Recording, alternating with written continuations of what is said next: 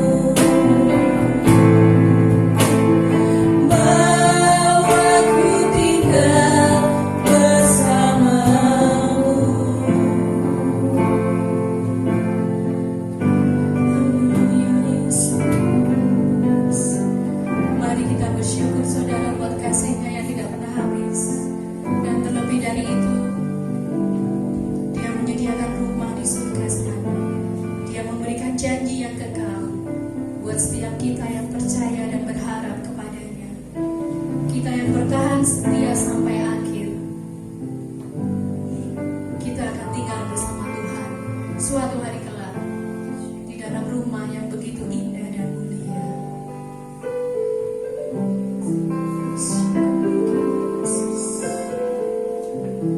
Kita naikkan ref lagu ini sekali lagi, dan kemudian di dalam kasih Mbak Risma akan membuka di dalam doa.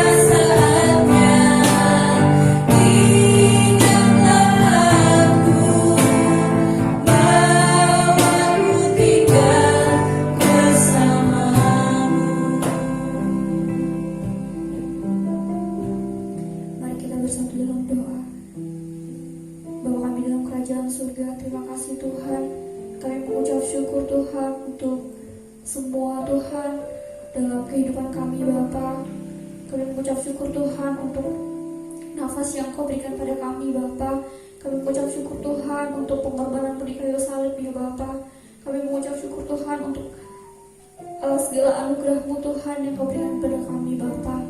Tuhan, kami datang ke hadirat-Mu Bapa. Kami bawa hati kami Tuhan untuk lebih lagi Tuhan memuji menyembah-Mu Bapa. Ini kami Tuhan, kami yakin dan percaya Tuhan, 2-3 orang berkumpul Tuhan, kami yakin Engkau ada bersama dengan kami Tuhan. Roh-Mu tercurah atas kami ya Bapa. Terima kasih Bapa, terima kasih Yesus. Kami menyerahkan ibadah kami Tuhan ke dalam tangan kuasa-Mu Bapa. Engkau memberkati Tuhan setiap hamba-Mu yang mengambil bagian ya Bapa. Kami berdoa Tuhan, Engkau memberkati Tuhan ibadah kami dari awal sampai pada akhirnya Bapa. Terima kasih ya Bapa, terima kasih ya Yesus. Kami sudah berdoa dan mengucap syukur hanya di dalam nama Tuhan Yesus Kristus. Haleluya. Amin. Puji nama Tuhan. Tuhan mengenal setiap pribadi kita. Dia tahu setiap karakter kita, Dia juga tahu setiap detail kehidupan kita sekecil apapun itu. Dia juga tahu dan Dia juga mengenal siapa nama kita masing-masing. Bila saatnya nanti, saat Dia memanggil nama kita, sudahkah kita siap untuk dipanggil oleh-Nya? Kita menaikkan sebuah pujian lama yang mengatakan bahwa bila namaku dipanggil, aku ada. Bila namaku dipanggil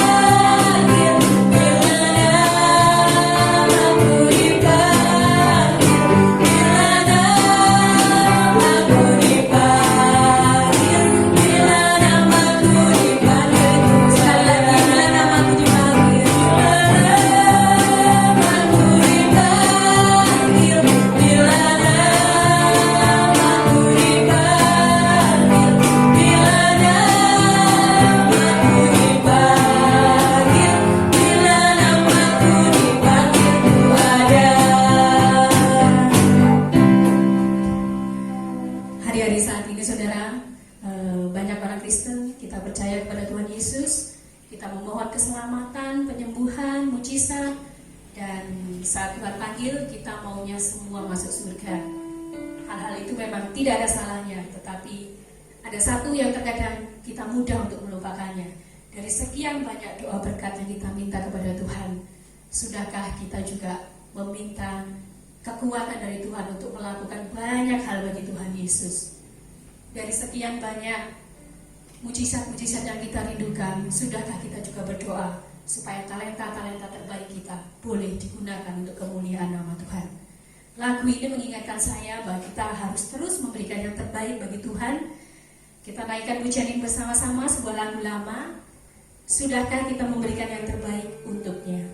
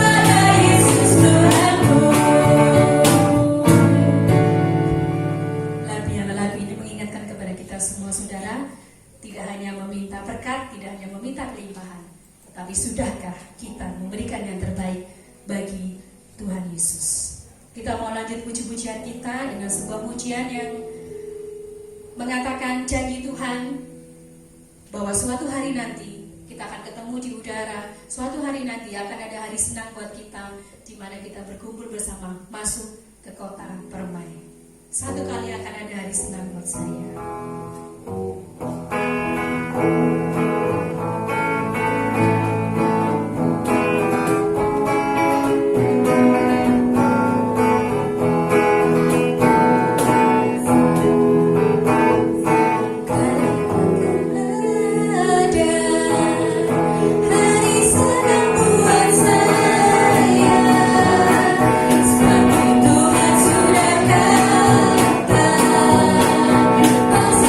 Tinggal sepi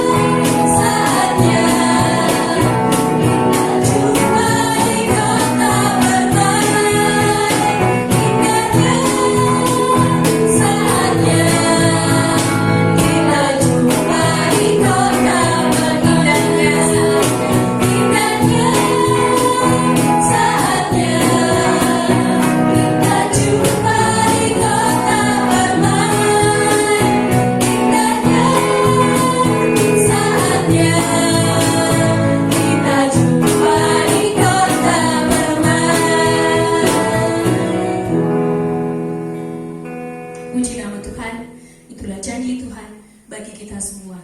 Kita tidak pernah tahu kapan akhir hidup kita. Kita juga tidak pernah tahu sampai berapa lama umur kita. Kita tidak pernah tahu rencana Tuhan di dalam kehidupan kita. Tapi satu hal yang pasti, janji Tuhan, kalau kita bertahan sampai kepada akhirnya, sampai kepada akhir hidup, kita akan masuk di dalam kota yang permai. Kita mau menaikkan pujian kita. Kita mau menyanyikan sebuah lagu yang sangat sederhana, sebuah lagu lama, tapi lagu ini penuh dengan makna. Mengikut Yesus keputusanku, ku tak ingkar, ku tak ingkar. Kita mau nyanyikan lagu ini dengan segenap hati. Kita mau mengingat kembali saat-saat kita mengikut Yesus dari awal dan sampai hari ini, apakah kita tetap setia mengikut Yesus keputusanku.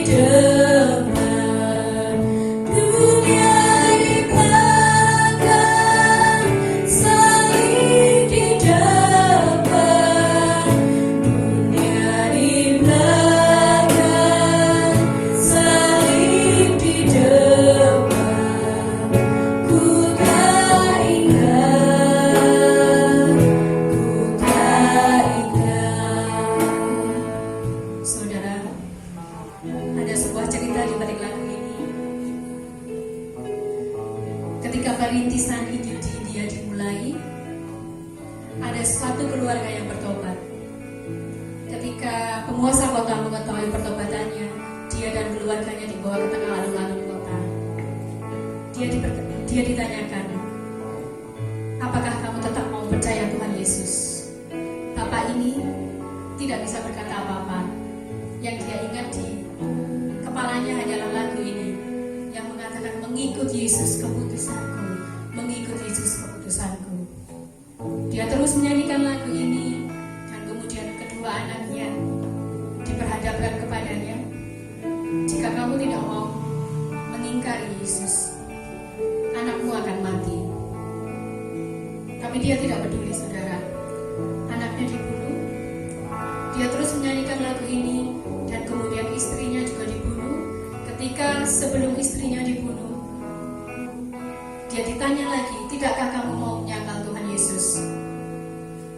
Apa yang dia katakan, saudara? Dia menyanyikan bait kedua dari lagu ini yang mengatakan bahwa ku tetap ikut Yesus walaupun sendiri.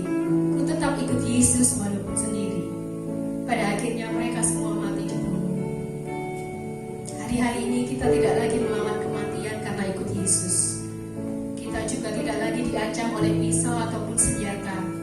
Hari-hari ini mungkin kita mulai merasakan himpitan ekonomi, kita mulai merasakan ketidakpastian hidup di tengah situasi yang seperti ini. Kita juga mulai merasakan kesepian. Kita tidak lagi bisa berkumpul bersama di rumah Tuhan. Kita beribadah sendiri-sendiri di rumah. Kita merasakan kesepian untuk beberapa hal, dan bahkan mungkin beberapa dari kita harus melawan kemalasan kita sendiri untuk mau bangun beribadah ketika hari Minggu itu datang. Saudara, biar lagu ini mengingatkan kita dan cerita ini mengingatkan kita, kita berada di dunia yang jauh lebih enak daripada ketika Kristus diberitakan di Indonesia maupun di India maupun di tempat yang lain. Di dalam keadaan yang seperti ini, kita harus tetap setia mengikuti Yesus. Kita harus tetap bangun beribadah di hari Minggu. Kita harus tetap berusaha supaya hati kita boleh memuliakan nama Tuhan dari hari ke hari. Kita nyanyikan lagu ini dari awal. Kita nyanyikan dengan lembut. Kita mau berkomitmen lebih lagi.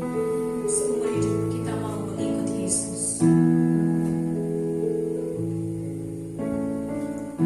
Mengikut Yesus, keputusanku. Mengikut Yesus, keputusanku. Mengikut Yesus, keputusanku.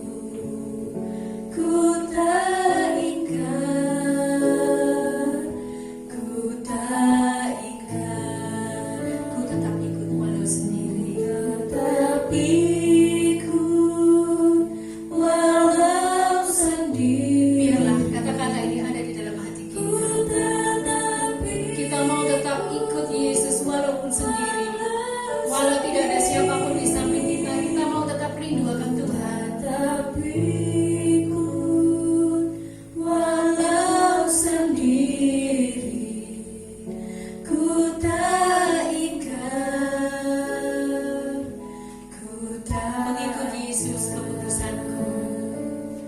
mengikut Yesus, keputusanku.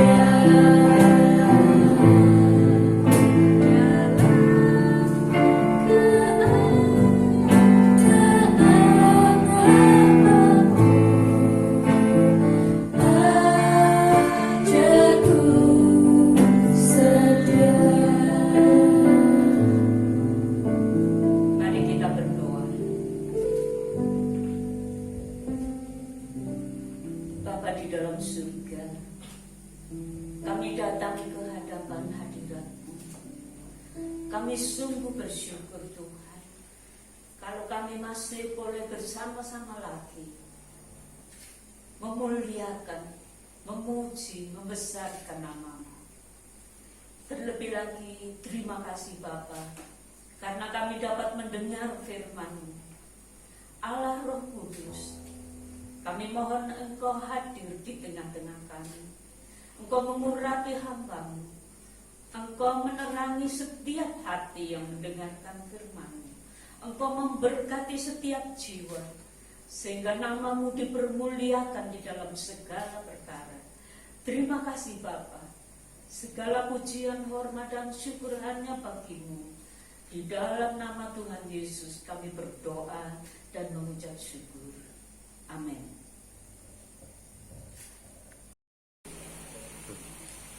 Shalom, selamat pagi.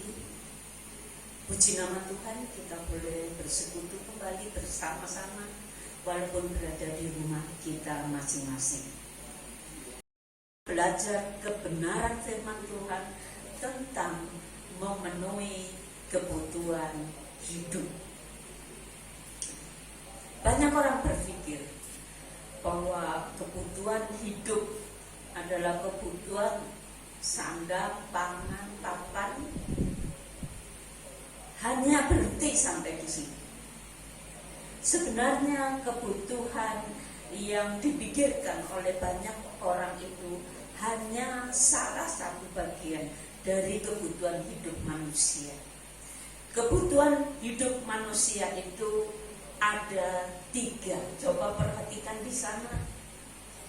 Kita memiliki kebutuhan fisik, kita memiliki kebutuhan jiwa, kita memiliki kebutuhan rohani. Marilah dalam keadaan yang seperti ini, saya ingin menggambarkan tentang masing-masing kebutuhan melalui peristiwa-peristiwa yang ada. Beberapa waktu yang lalu, terpaksa pemerintah mengambil satu kebijaksanaan untuk semacam memberikan remisi kepada mereka yang ada di LP karena mereka terlalu banyak di sana dan itu akan berbahaya bagi penyebaran COVID. Karena itu banyak dari mereka dipulangkan atau dikeluarkan dari LP. Lalu kita mendengar berita-berita bahwa mereka yang biasa menjadi curanmor mulai bergerak mencuri, entah mencuri mobil, ada yang mencuri sepeda dan lain sebagainya. Mereka yang biasa jadi tukang jambret, mereka mulai mencari sasaran untuk menjambret dan lain sebagainya. Keadaan memang sulit. Mereka beralasan bahwa kalau mereka tidak berbuat seperti itu, mereka tidak bisa memenuhi kebutuhan hidup mereka. Karena itu mereka melakukannya. Saya menceritakan bukan berarti setuju dengan mereka, hanya untuk menunjukkan bahwa setiap manusia memiliki kebutuhan, pertama-tama kebutuhan fisik. Kemudian beberapa hari yang lalu ada sekitar 245 anak muda di Kota Malang dipegang oleh polisi karena mereka mengadakan trek-trekan pada malam hari. Kenapa mereka berbuat seperti itu? Menurut mereka, karena mereka bosan di rumah. Mereka memerlukan kebutuhan jiwa mereka, yaitu kebutuhan sosial, kebersamaan dengan yang lain. Karena itu, mereka melakukan hal tersebut. Sekali lagi saya juga tidak setuju dengan mereka, tetapi itu menunjukkan bahwa mereka memiliki kebutuhan jiwa yang perlu dipenuhi di dalam kehidupan mereka. Beberapa waktu yang lalu mungkin sekitar sebulan yang lalu, kita mendengar bahwa di masjid di Jawa Barat masih mengadakan Jumatan, dan ada sekitar 150 orang di dalam masjid itu yang akhirnya mereka dikarantina karena mereka bersama-sama di tempat itu. Kemudian kita mendengar juga bahwa ada satu gereja di Bandung sana yang tetap mengadakan kebaktian bersama sekitar 600 lebih orang. Dan ternyata waktu mereka diperiksa, ada 35% dari mereka terkena COVID. Bapak, Ibu, dan saudara sekalian, sekali lagi saya tidak menyalahkan mereka yang ada di masjid itu, tidak menyalahkan mereka yang ada di gereja, walaupun saya juga tidak setuju dengan mereka, karena mereka tidak melakukan apa yang disarankan oleh pemerintah. Tapi hanya satu hal yang perlu kita perhatikan, bahwa mereka memiliki kebutuhan yang lain. Selain kebutuhan fisik, selain kebutuhan jiwa, mereka memerlukan kebutuhan rohani. Oleh karena itu, pagi ini kita akan belajar dari firman Tuhan bagaimana kita bisa memenuhi kebutuhan fisik, kebutuhan jiwa, dan kebutuhan rohani. Pertama kita akan melihat apakah kebutuhan fisik itu. Kebutuhan fisik itu adalah kebutuhan primer, sandang, pangan, dan papan. Setiap orang membutuhkan ketiga hal ini. Dan setiap orang yang mau hidup sehat, mereka perlu sandang, pakaian, mereka perlu makanan untuk kehidupan fisik mereka, dan mereka perlu papan untuk melindungi tubuh mereka. Tetapi mari kita lihat apakah yang dikatakan oleh firman Tuhan tentang kebutuhan fisik ini. Kita baca di dalam kitab Matius 6 ayat yang ke-11.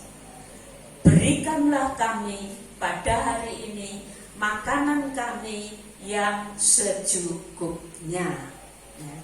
Di bawah kebutuhan fisik di sana, saya tuliskan kata kuncinya memasukkan secukupnya. Alkitab mengajarkan kepada kita untuk kebutuhan fisik ini kita harus memasukkan di dalam tubuh kita atau memberikan kepada tubuh kita bukan sebanyak-banyaknya, tapi secukupnya. Kalau kita berpakaian, tentu kita perlu berpakaian, ada pakaian untuk keluar, ada pakaian untuk di rumah, dan lain sebagainya. Tetapi Alkitab mengajarkan tidak perlu kita berpakaian yang glamor misalkan. Tentu di gereja kita tidak ada, karena kita bukan kalangan atas, saudara.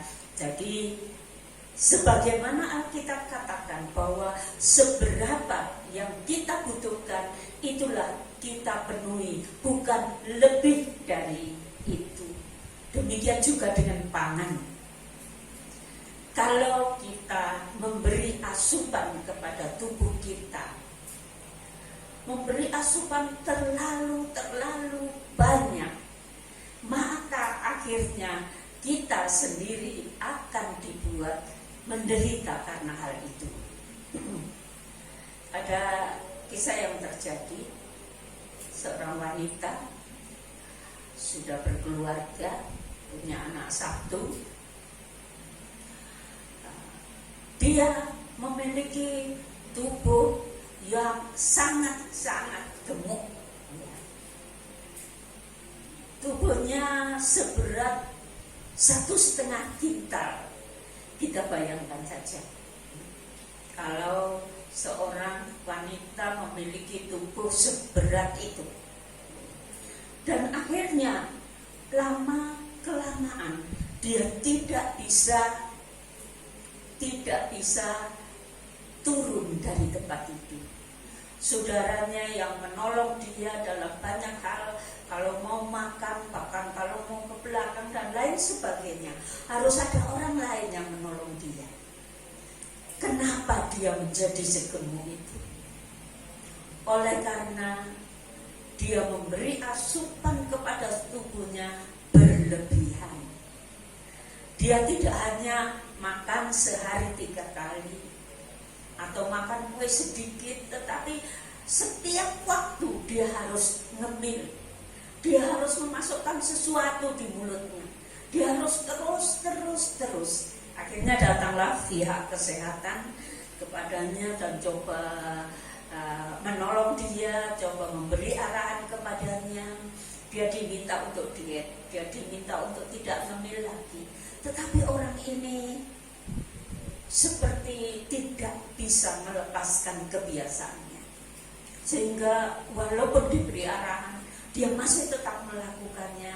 Dan setelah beberapa bulan kemudian akhirnya dia meninggal dunia. Waktu dia meninggal, pintu kamarnya itu harus didobrak, pintu kamarnya itu harus dilebarkan supaya bisa membawa dia keluar. Saudara, kalau kita membayangkan yang seperti itu, apakah memasukkan yang sebegitu banyak itu menjadi baik bagi tubuhnya? Tentu tidak. Karena itu marilah kita belajar untuk memasukkan yang secukupnya bagi tubuh kita. Jangan terlalu banyak, tetapi juga jangan kurang. Mari kita belajar untuk memenuhi kebutuhan fisik kita, sehingga hidup kita ini, tubuh kita ini menjadi sehat. Kalau kita butuh air putih, kita harus minum air putih setiap hari. Usahakan seberapa dapat untuk memenuhi kebutuhan itu supaya kesehatan tetap terjaga.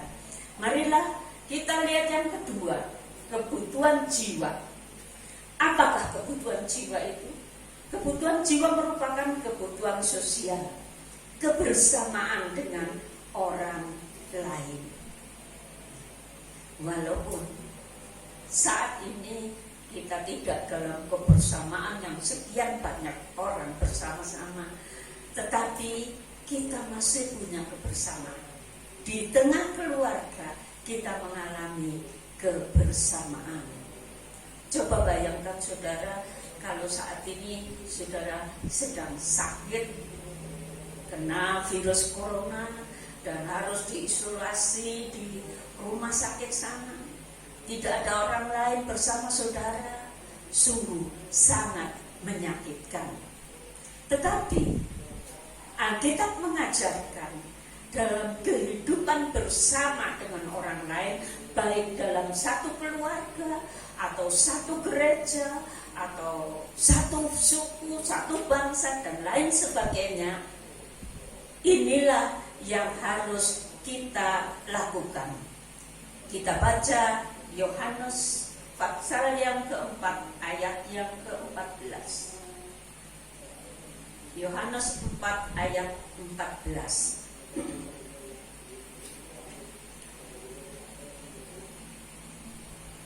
Demikianlah firman Tuhan. Tetapi barang siapa minum air yang akan kuberikan kepadanya, ia tidak akan haus untuk selama-lamanya. Sebaliknya, air yang akan kuberikan kepadanya akan menjadi mata air di dalam dirinya yang terus-menerus memancar sampai kepada hidup yang kekal. Air yang kuberikan kepadanya menjadi sebuah mata air, tapi mata air itu tidak berhenti sampai di situ. Mata air itu akan memancar terus-menerus, memancar sampai kepada kehidupan kekal.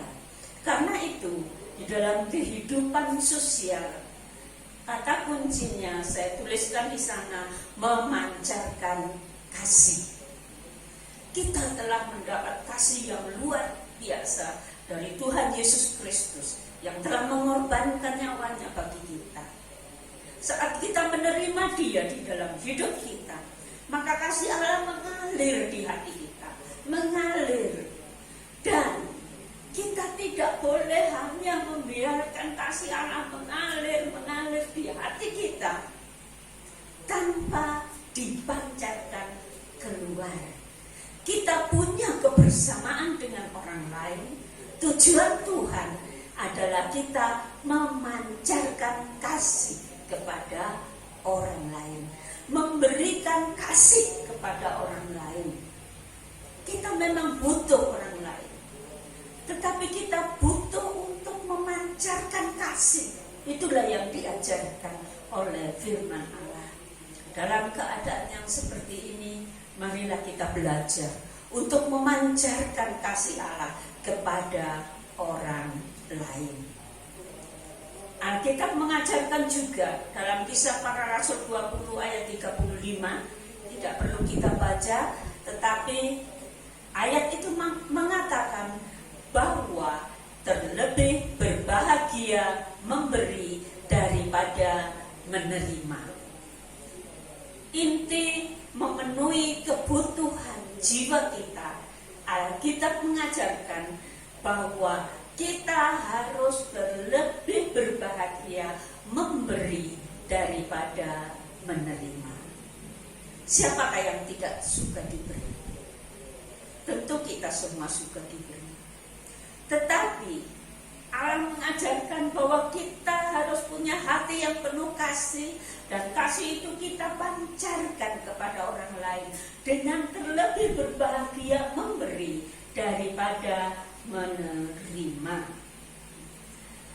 Allah ingin membentuk kehidupan pribadi kita seperti Tuhan Yesus. Waktu Tuhan Yesus hidup di dalam dunia ini, Ia selalu memberi dan memberi. Ia tidak menuntut orang lain memberi kepada dirinya. Dia memberi dan terus memberi. Marilah kita belajar dari Tuhan kita Yesus Kristus, supaya hidup kita ini memancarkan kasih dan terus memancar sampai kepada kehidupan kekal. Yang ketiga, kita memiliki kebutuhan rohani. Apakah kebutuhan rohani? Kebutuhan rohani itu adalah roh kita bersama dengan roh Allah. Roh kita diisi oleh roh Allah yang tinggal di dalam hati kita. Sehingga Rasul Paulus mengatakan di dalam kitab Roma bahwa Allah memberikan rohnya di dalam hati kita, sehingga kita dapat menyebut Allah sebagai Bapa kita, dan kita dapat menjadi anak-anak Allah. Itulah kebutuhan rohani, kebutuhan roh Allah yang tinggal di dalam hidup kita. Kita buka Wahyu 3 ayat 20.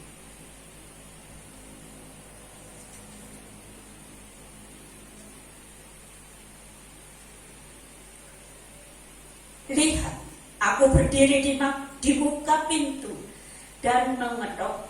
Jikalau ada orang yang mendengar suaraku dan membukakan pintu, aku akan masuk mendapatkannya, dan aku makan bersama-sama dengan dia, dan ia bersama-sama dengan aku.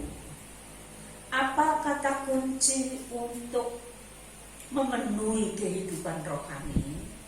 Yaitu membuka hati. Ayat ini dituliskan kepada sidang jemaat di Laodikia. Sidang jemaat yang sebenarnya kalau kita lihat secara manusiawi, sidang jemaat yang luar biasa. Berada di kota besar, gereja yang besar, fasilitasnya luar biasa, dan orang-orangnya ada banyak orang kaya, ada banyak orang terpelajar, ada banyak orang yang hebat di sana.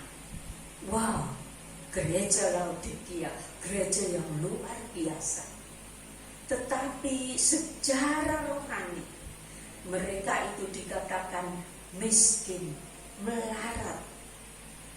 Dan firman Tuhan mengatakan bahwa Tuhan ingin memuntahkan mereka karena panas pun tidak, dingin pun tidak. Tetapi di tengah-tengah keadaan yang seperti itu, yang Tuhan sungguh tidak senang dengan kehidupan jemaat Laodikia, Tuhan tetap memberi kesempatan kepada setiap pribadi yang ada. Kalau pribadi itu membuka hatinya, waktu Tuhan berbicara dalam hatinya, mengetuk pintu hatinya, maka Tuhan akan masuk di dalam hatinya. Tuhan akan tinggal, bahkan dikatakan Tuhan akan makan bersama-sama dengan dia, dan dia dengan aku, kata firman Tuhan. Perhatikanlah bahwa kebutuhan rohani adalah kebutuhan kehadiran Roh Allah di dalam hati kita. Dan Roh Allah hadir di dalam hati kita jikalau kita sungguh-sungguh membuka hati kepadanya. Jikalau kita bertobat dari segala dosa kita dan kita kembali menyerahkan hidup kita kepada Tuhan, datang di bawah kaki salibnya, mohon ampun segala dosa, menerima dia di dalam hati kita, maka saat itu kebutuhan rohani saudara dan saya dipenuhi. Karena Roh Allah tinggal di dalam hati kita. Tetapi tidak cukup sampai di situ, saudara. Seperti yang saya katakan pada minggu lalu, bahwa Allah akan mencurahkan rohnya kepada kita pada zaman yang akhir ini. Kita ingat kitab Yoel mengatakan bahwa pada akhir zaman Allah akan mencurahkan rohnya ke atas semua manusia, baik anak-anak, baik orang muda, baik orang dewasa, orang tua, bahkan kepada budak-budak sekalipun. Allah akan mencurahkan rohnya. Roh Allah memang sudah ada di dalam hati kita. Roh Allah sudah memenuhi kebutuhan rohani kita. Tetapi ada anugerah yang lebih dari itu. Allah akan mencurahkan rohnya kepada saudara dan saya. Mari kita buka dalam kitab Lukas 11 ayat yang ke-13. Lukas 11 ayat 13. Jadi, jika kamu yang jahat tahu memberi pemberian yang baik kepada anak-anakmu, apalagi Bapamu yang di surga, Ia memberikan Roh Kudus kepada mereka yang meminta kepadanya. Ayat-ayat sebelumnya berbicara tentang bagaimana kita bisa meminta kepadanya, memohon untuk segala kebutuhan kita. Tetapi ada sesuatu yang lebih. Bapa menyediakan Roh Kudus itu, dan Ia akan memberikan Roh Kudus kepada mereka yang meminta kepadanya. Saat Tuhan Yesus bersama-sama dengan murid-muridnya, waktu Ia akan naik ke surga, Ia berkata kepada mereka dalam Kisah Para Rasul 1 ayat 5, saya bacakan, sebab Yohanes membaptis dengan air, tetapi tidak lama lagi kamu akan dibaptis dengan Roh Kudus. Bukan hanya Bapa menyediakan Roh Kudus, Tuhan Yesus akan membaptis kita dengan Roh Kudus. Dan apabila Ia membaptis kita dengan Roh Kudus. Dikatakan ayat 8, tetapi kamu akan menerima kuasa kalau Roh Kudus turun ke atas kamu, dan kamu akan menjadi saksiku di Yerusalem dan di seluruh Yudea dan Samaria sampai ke ujung bumi. Kamu akan menerima kuasa kalau Roh Kudus turun ke atas kamu.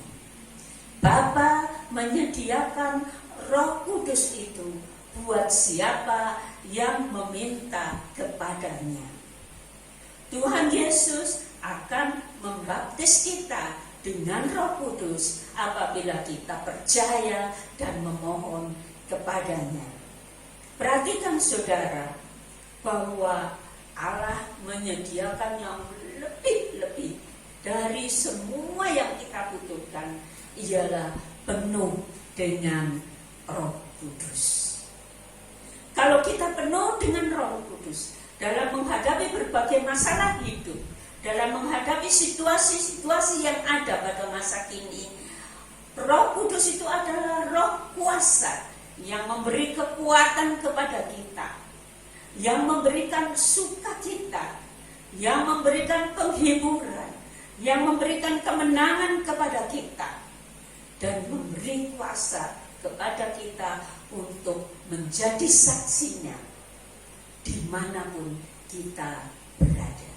Kita akan dipakai oleh Tuhan, dijadikan alatnya yang luar biasa kalau kita penuh dengan Roh Kudus. Gambarannya seperti ini. Kalau saudara tadi membuka hati terhadap Roh Kudus masuk di dalam diri saudara seperti saudara sedang meminum entah 2-3 gelas air. Waktu saudara haus meminum air itu, tentu saudara akan dipuaskan, disegarkan. Tetapi ada yang lebih dari itu. Allah mau kita seperti berenang-renang di dalam air.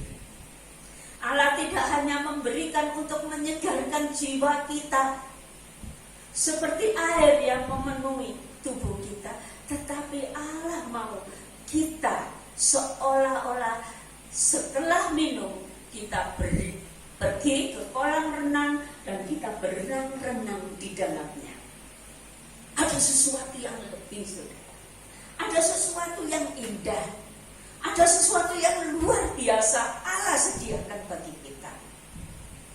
Kalau saudara percaya dan mau meminta kepadanya, dikatakan bahwa Bapa akan memberikan kepada orang yang meminta kepadanya.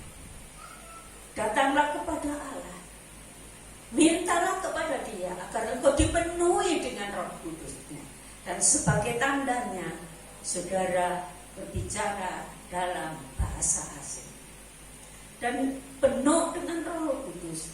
Tidak hanya satu kali, saudara. Tetapi Alkitab mengatakan,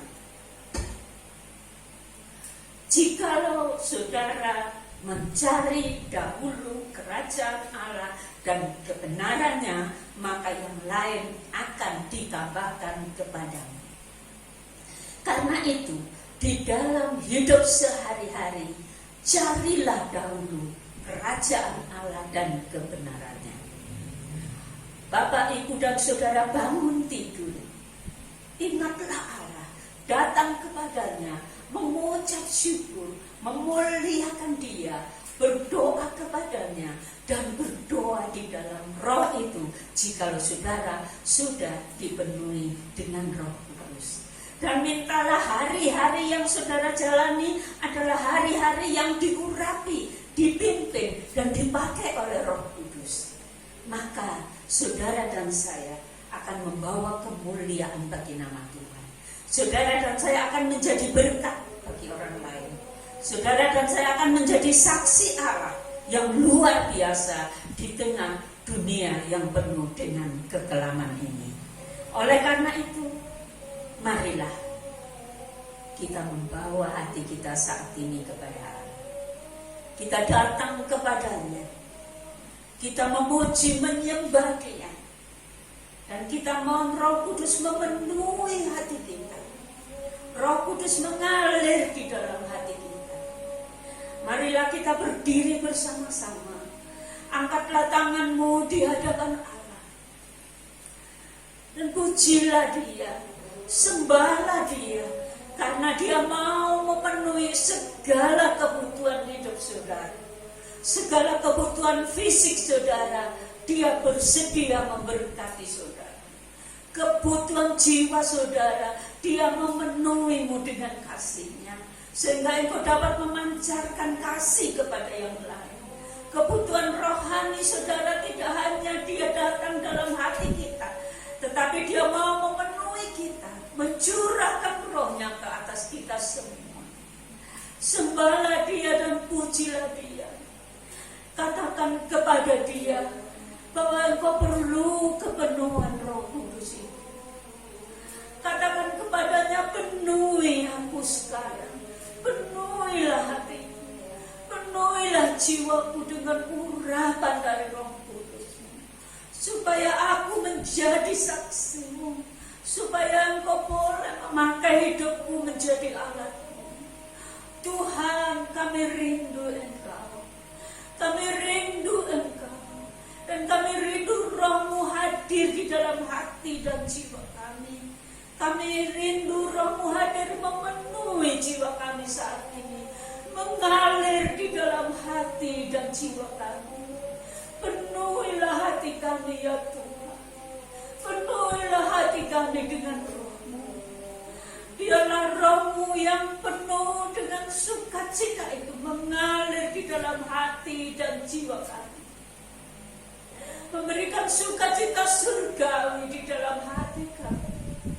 Tuhan, marilah setiap keluarga yang saat ini ada di hadapan hadirat-Mu, dan setiap pribadi yang sedang bersama-sama di hadapan hadirat-Mu, Bapa, di dalam nama Yesus, curahkan Roh-Mu ke atas masing-masing. Di dalam nama Tuhan Yesus, curahkan Roh-Mu ke atas masing-masing.